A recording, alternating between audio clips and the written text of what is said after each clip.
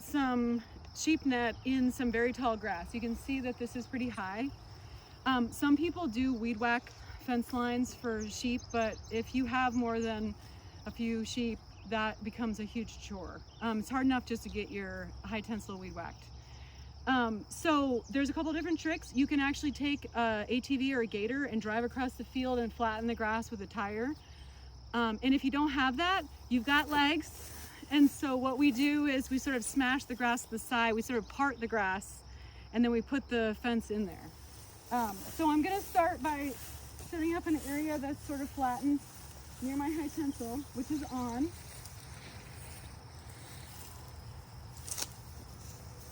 I'm gonna put my fence in here. I'm gonna put the first spike in, and I'm gonna tie my net. I like to tie it so that I don't pull it so hard when I get to the end that then I can't actually attach this side of the fence.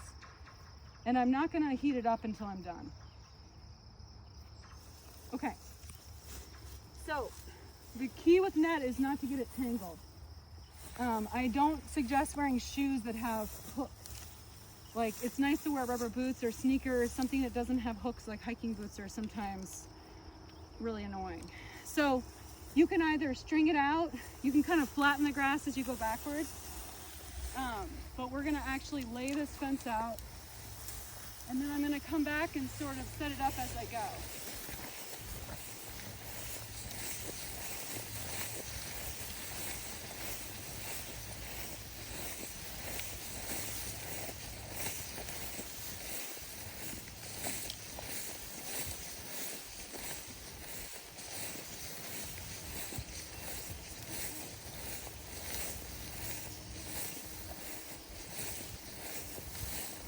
So it looks like I can just meet this fence over here, and I'm gonna have a little extra, but I'm gonna show you what to do with the extra. You don't want to just leave it on the ground because it'll short your fence out.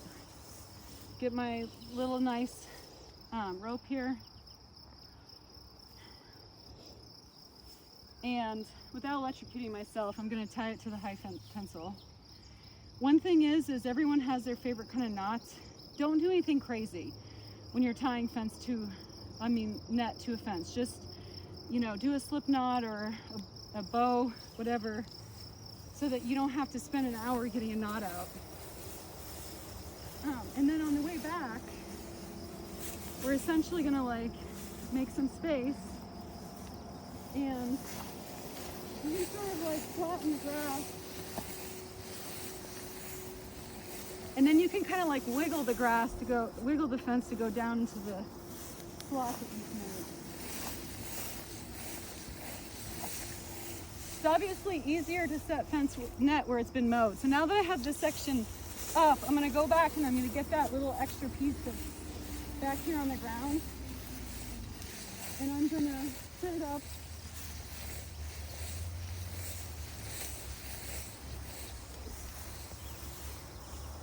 so that it's not shorting out on the ground here. So there will be a portion of fence that's sort of doubled up, but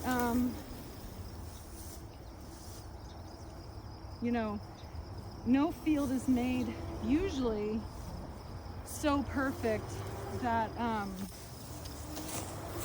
no field is so perfect that you have net that fit every scenario, right? So there's always going to be a paddock that isn't quite big enough or too big. So it's nice to have different size nets.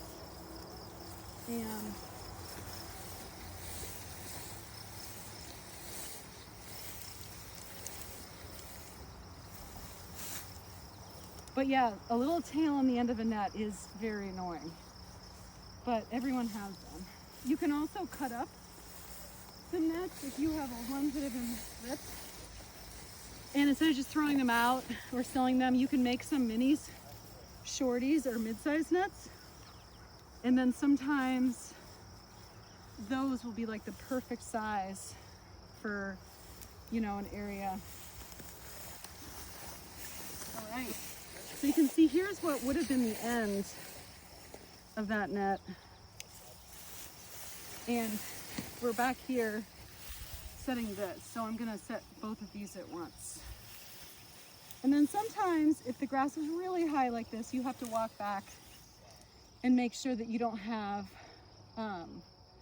big humps, because those humps are places that either little lambs can get out under, or if you don't have good predation prevention, where coyotes can get in.